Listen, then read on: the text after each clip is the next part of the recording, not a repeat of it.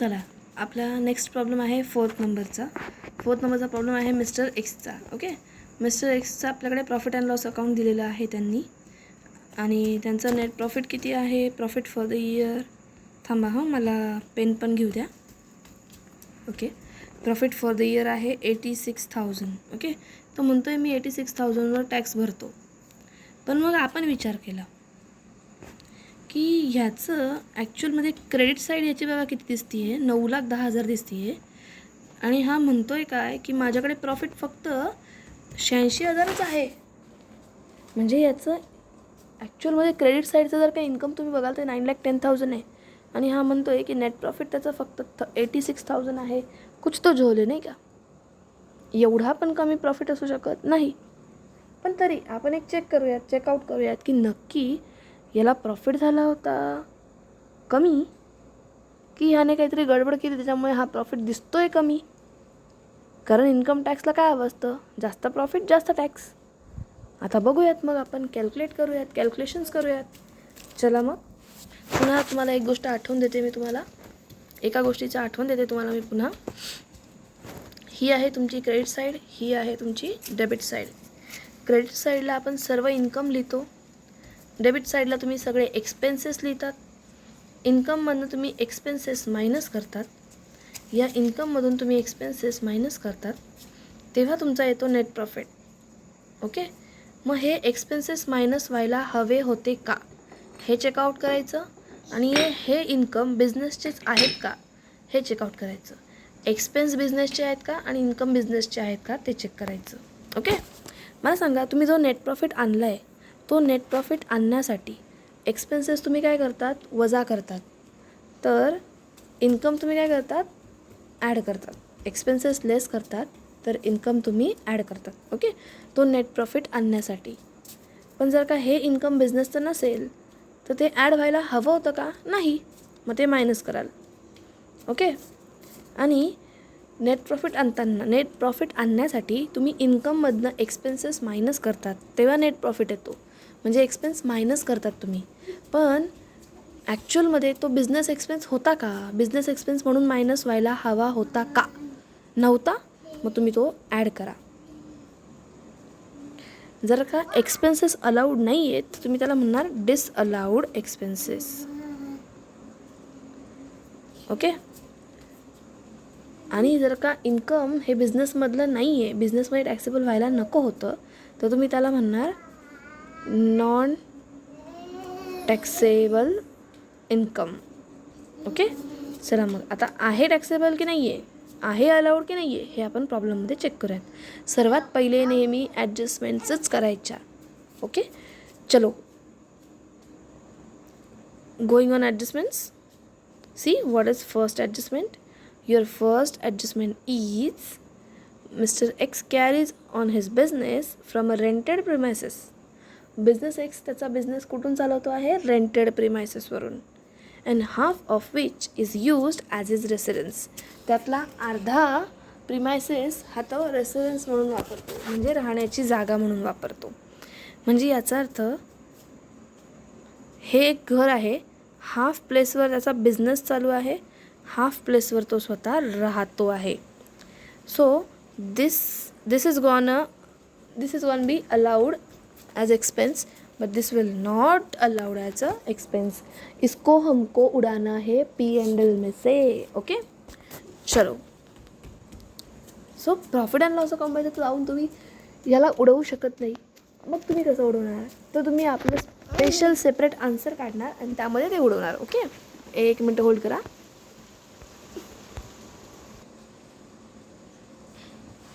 Okay, चला मग आता ह्याचं आन्सर बघूयात जाऊन. सगळ्यात पहिले तुमचा नेट प्रॉफिट किती आहे, 86,000 आहे.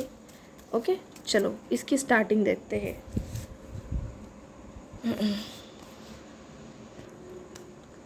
चला मग सगळ्यात पहिले तर याने इथे नेट प्रॉफिट लिहिलं आहे. See here, net profit 86,000. Okay, त्याच्यात आपल्याला डिसअलाउड एक्सपेन्सेस काय करायचे आहेत, ॲडबॅक करायचे आहेत. म्हणजे असे एक्सपेन्सेस जे एक्सपेन्स डेबिट केले P&Lला पण not allowed as a deduction, म्हणजे ते बिझनेसचे एक्सपेन्सेस नाही आहेत. ओके, मग यातलं सगळ्यात पहिला एक्सपेन्स होता आपण वरती बघितलेला रेंट फॉर रेसिडेन्शियल हाऊस.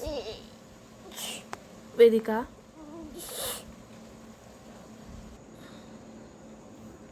त्यातला एक्सपेन्स आहे रेंट फॉर रेसिडेन्शियल हाऊस. हे बघा, रेंट फॉर रेसिडेन्शियल हाऊस किती होता? 1,46,000 रुपये एवढं होतं. ओके, ह्यातला अर्धा पार्ट हा बिझनेस पर्पजसाठी होता आणि अर्धा हा पर्सनल पर्पजसाठी होता. So personal purpose disallowed as a expense. Okay, so ये डिसअलाउड होगा. सी 73,000 डिसअलाउड ॲड बॅक केले तुमच्या नेट प्रॉफिटमध्ये. मग हे रेंट फॉर रेसिडेन्शियल हाऊस जे आहे 1,46,000, त्यातले तुम्ही 73,000 काय करणार? डिसअलाउड करणार. विचार करा, तुम्ही 73,000चा एक्सपेन्स जो बिझनेसचा नव्हताच तो सुद्धा तुम्ही बिझनेसमध्ये लिहिला आहे. म्हणजे 73,000ने तुम्ही तुमचा प्रॉफिट लपवला आहे. सो बिझनेस एक्सपेन्सेस नाही आहेत, सो त्याला आपण ॲड बॅक करणार तुमच्या नेट प्रॉफिटमध्ये. ओके, उसके आगे हमारे पास क्या है? What is next adjustment? Next adjustment is see use of car. See, next adjustment is use of car.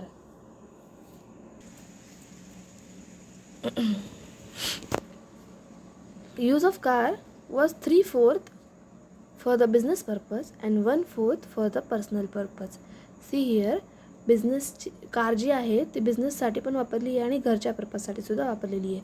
So car related जे एक्सपेन्सेस आहेत, जे डेप्रिसिएशन आहे, त्या सगळ्यांचं डिडक्शन आपल्याला 3/4 मिळणार आहे. 1/4 हे डिसअलाउड व्हायला हवं, कारण 3/4 बिझनेस पर्पजसाठी आहे आणि 1/4 हे ऑफिशियल पर्सनल पर्पजसाठी आहे. ओके, तर चला आपण जाऊयात प्रॉब्लेमवर. बघूयात कार रिलेटेड काय काय खर्च आहेत.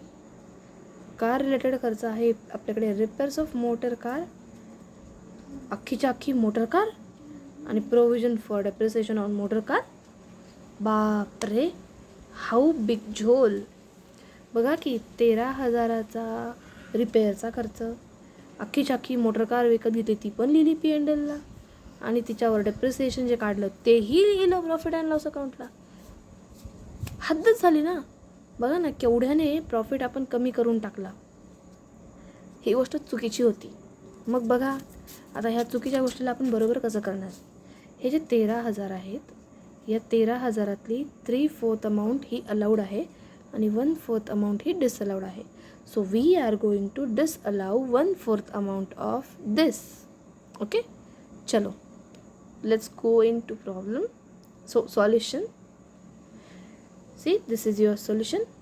Repairs of motor car 1/4 is disallowed as an expense. Why? Because we have debited it to the P&L account, but the car was used 1/4 for personal purpose. Personal purpose आहे, मग तुम्ही काय करणार? Disallow करणार.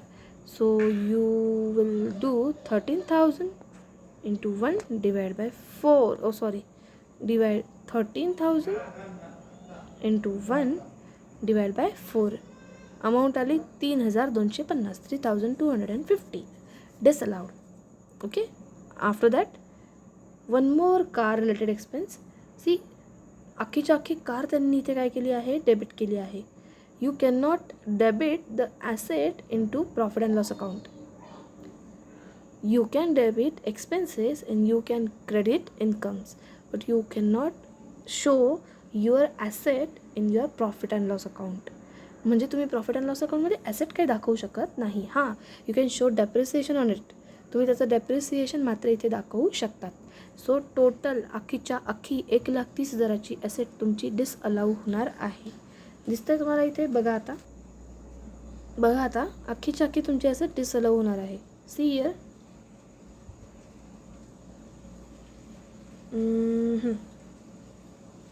Motor car purchase total 1,30,000 disallowed. 1,30,000ची अख्खीच्या अख्खी जी ॲसेट तुम्ही लिहून ठेवली आहे प्रॉफिट अँड लॉस अकाउंटला ती डिसअलाउ करायची. बघा 1,30,000ने तुम्ही प्रॉफिट कमी दाखवताय, म्हणजे तुम्ही टॅक्सची चोरी करता आहेत, कर चोरतायत तुम्ही. So this is disallowed. तुम्हाला अख्खीच्या अख्खी अमाऊंट प्रॉफिटमध्ये ॲड बॅक करावं लागेल आणि त्यावर तुम्हाला टॅक्स भरावा लागेल. ओके, उसके आगे उसके आगे और एक था car related something something. Car related क्या था? Depreciation provision for motor car. Motor कारवर डेप्रिसिएशन केलं होतं, त्याची प्रोविजन होती. ओके, पण मग ते कॅल्क्युलेशन तरी बरोबर होतं की नाही हे आपल्याला बघावं लागेल. सो सगळ्यात पहिले तुम्हाला काही पर्सेंटेज दिले आहेत का डेप्रिसिएशनचे ते चेक करूयात.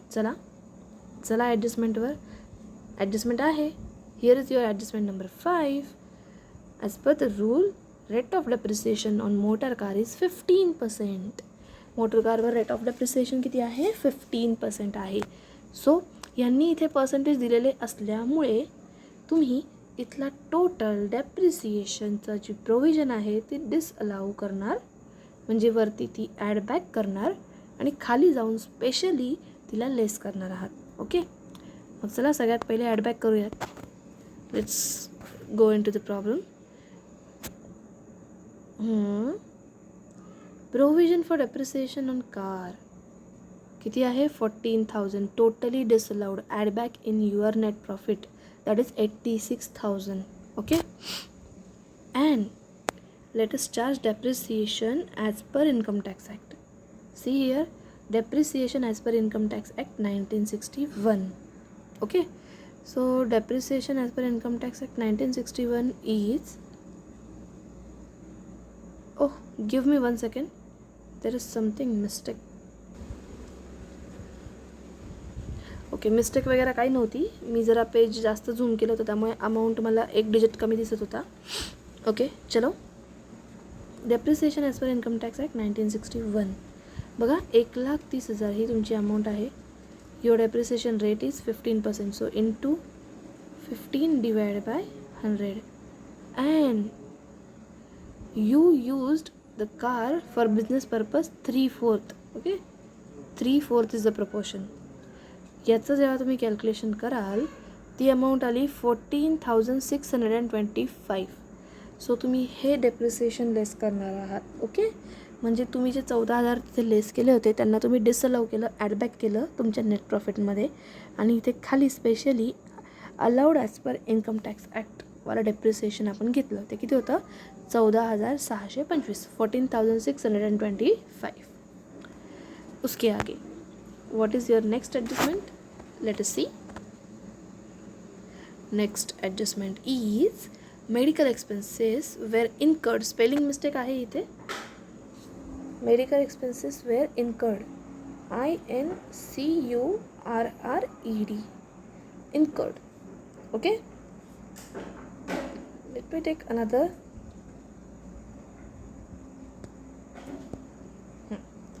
This is better. INCURRED. Incurred. Okay, medical expenses incurred for treatment of Mr. X. Mr. Xने स्वतःच्या ट्रीटमेंटसाठी जो मेडिकल एक्सपेन्सचा खर्च केला तो त्याने इथे बिझनेसमध्ये लिहिला. Oh no no no, this is not allowed as deduction. This is not an business expense. चलो जाते हैं प्रॉब्लम में. See here how much he spent on medical expenses. He spent total 25,000, but it is not a business expense, so disallowed as a expense. Okay, chalo, let us go in solution. This is your solution. Medical expenses disallowed 25,000. 25,000 चा जो expense तुम्ही दाखवला आहे तो तुमचा बिझनेसचा expense नाही आहे. मी 25,000ने profit कमी केला आहे बिझनेसचा, दिसतंय तुम्हाला तो ॲडबॅक करावा लागेल इंटू युअर नेट प्रॉफिट. तुम्हाला त्यावर टॅक्स भरावा लागणार आहे. खर्च झाला आहे हे आम्हाला माहिती आहे, पण तो तुमच्या बिझनेसचा खर्च नव्हता. प्रॉफिट तुम्ही दाखवा खरावाला, त्यावर टॅक्स भरा गपचूप, आणि उरलेल्या इन्कममधनं कितीही खर्च करा, वी डोंट माइंड. पण तुम्ही इथे बिझनेसच्या इन्कममधून एक्सपेन्स म्हणून दाखवतायत, तुम्ही बिझनेसचा एक्सपेन्स म्हणून दाखवतायत. Disallowed, because this is not your business income, this is your personal income. Sorry, this is not your business expense, this is your personal expense. So disallowed as a expense. Okay okay, what is next adjustment? See, wages includes 11,500 on account of x driver of एक्सचा जो driver होता त्याला wedges दिले, salary दिली. ती किती होती? 12,500. ती इन्क्लूड आहे वेजेसमध्ये. ओके. तर इथे मला सांगा, कार रिलेटेड एक्सपेन्सेससाठी त्यांनी काय म्हटलं होतं? 3/4 is for business and 1/4 is for personal purpose. So वेजेससुद्धा सेम. वेजेसची अमाऊंट किती होती? 12,500 रुपये इंटू 3/4. हा तुमचा बिझनेस एक्सपेन्स असेल, हा अलाउड असेल. पण या व्यतिरिक्त जो 1/4 आहे तो डिसअलाउड होणार आहे, ॲडबॅक होणार आहे इन युअर नेट प्रॉफिट. का बरं ॲडबॅक करायचा? कारण हा बिझनेस एक्सपेन्स नव्हताच ना, तरी तुम्ही वजा केला. तुम्ही टॅक्स चोरताय का? नाही ना, मग करा ॲडबॅक. 12,500 गुणिले 1/4. चलो, क्या अमाउंट आई इसकी वो देखते हैं.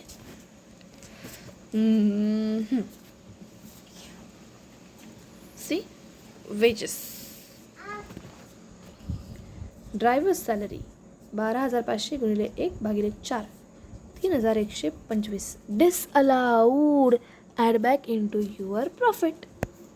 चलो, next adjustment. What is your next adjustment? अरे रे, ॲडजस्टमेंट तर संपल्या. मग चला स्टार्टिंगपासून बघूयात. P&Lला त्यांनी बरोबर बिझनेसचे खर्च घेतलेले आहेत का? बरोबर बिझनेसचे इन्कमच टॅक्सेबल करता आहेत का? सगळं चेक करून घेऊयात. चला. आ गई मी ओपनिंग्स. अरे काय झालं हे?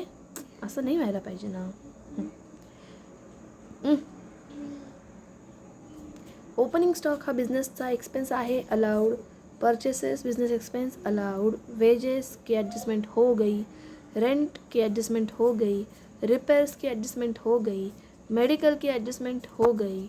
General expenses are allowed as expenses, allowed as deduction.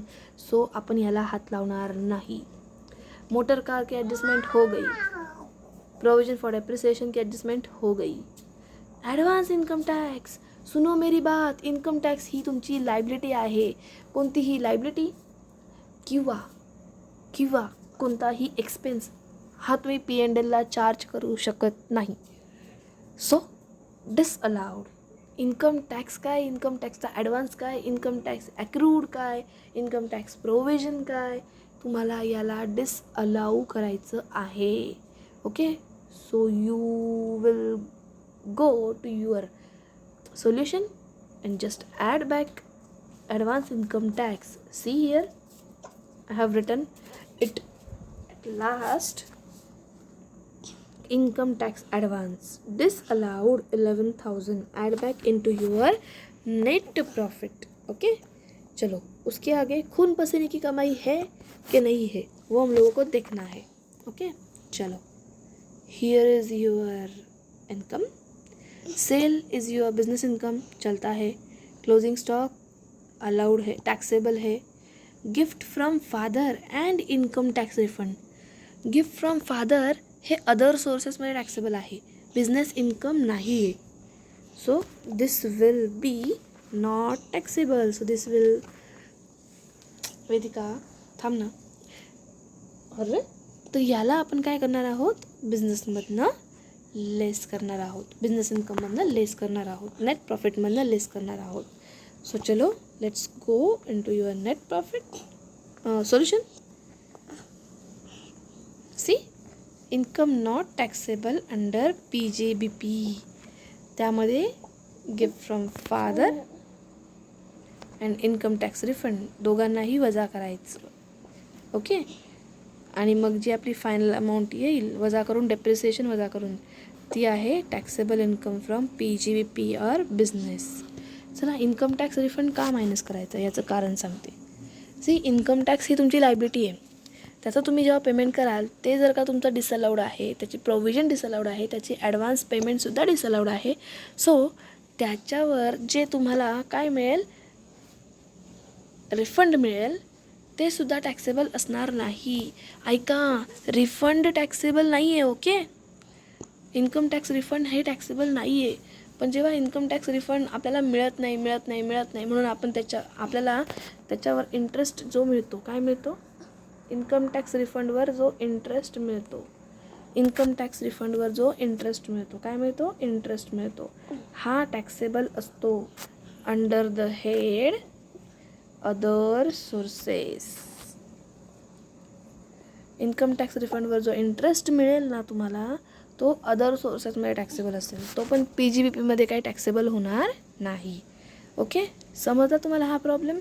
समजला नाही समजला नक्की मला व्हॉट्सअपला मेसेज करून सांगा. Okay, bye bye.